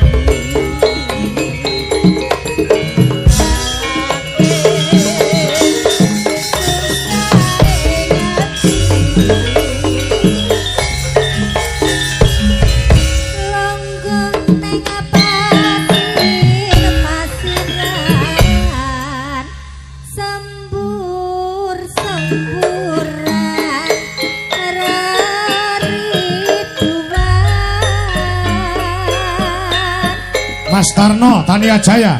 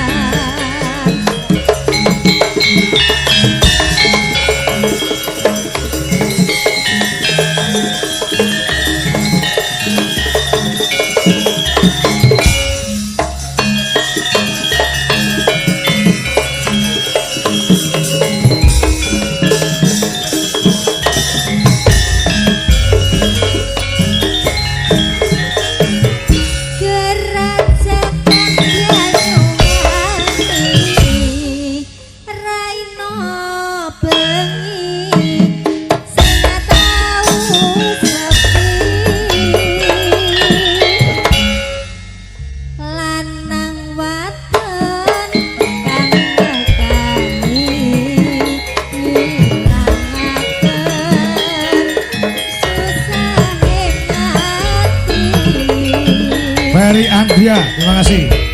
Longgoh nang pasiran sembur-semburan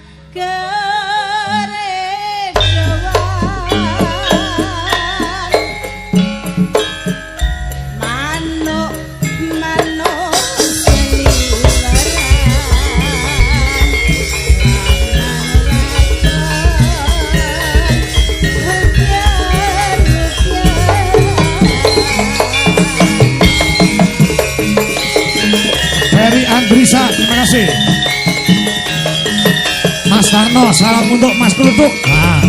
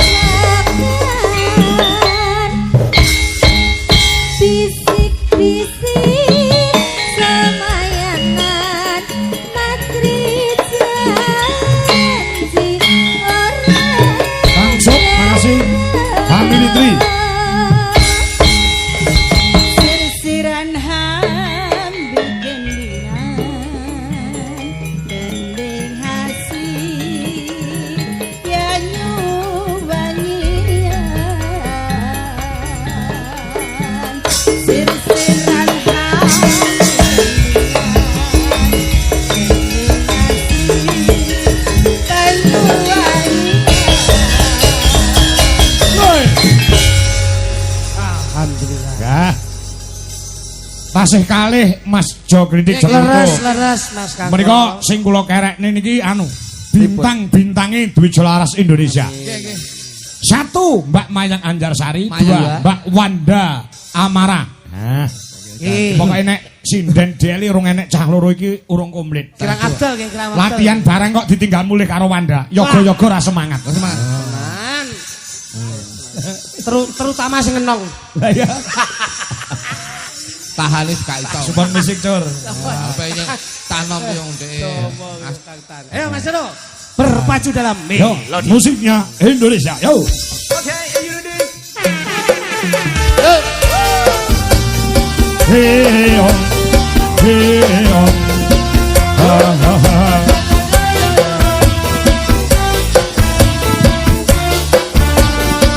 Samping son family biasa. Terima kasih.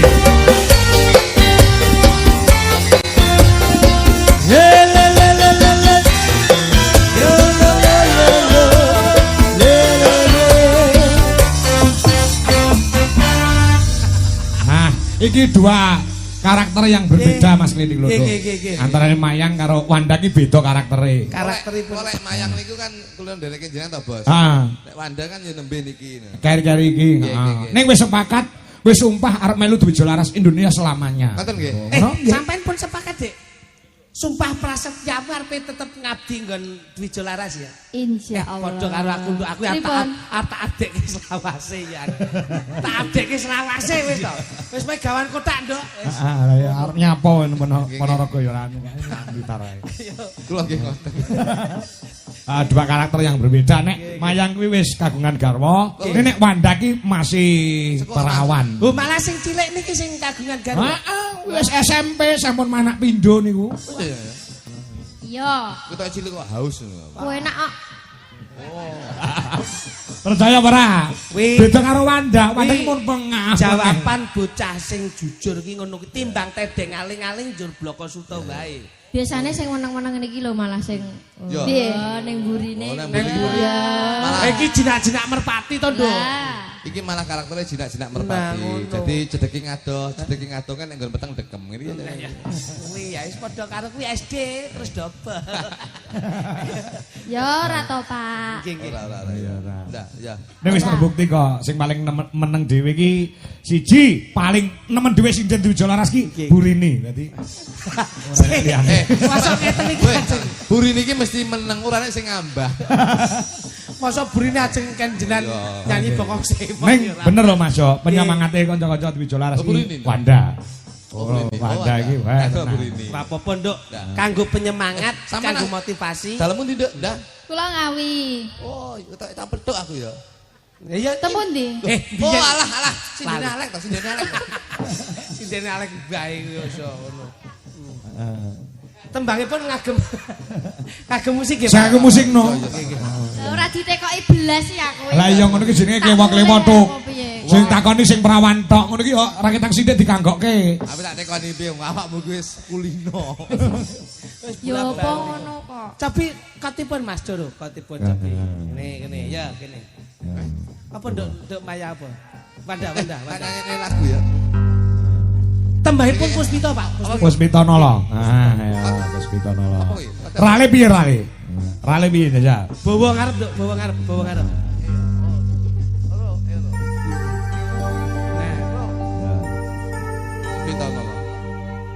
Tiada yang lebih indah, tiada yang lebih rindu selain hatiku. Anda yang tahu.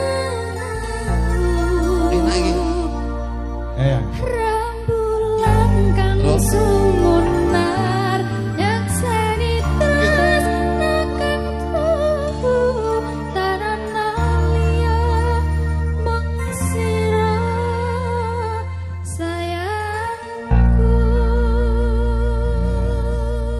Lagune cah nom kowe wong tuwa kene nyisih.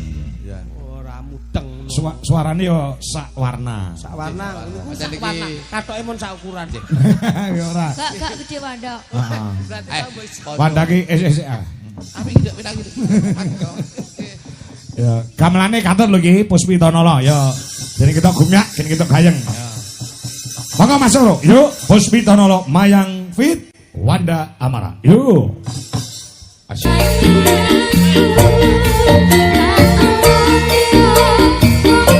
Mas Wijono Ameka.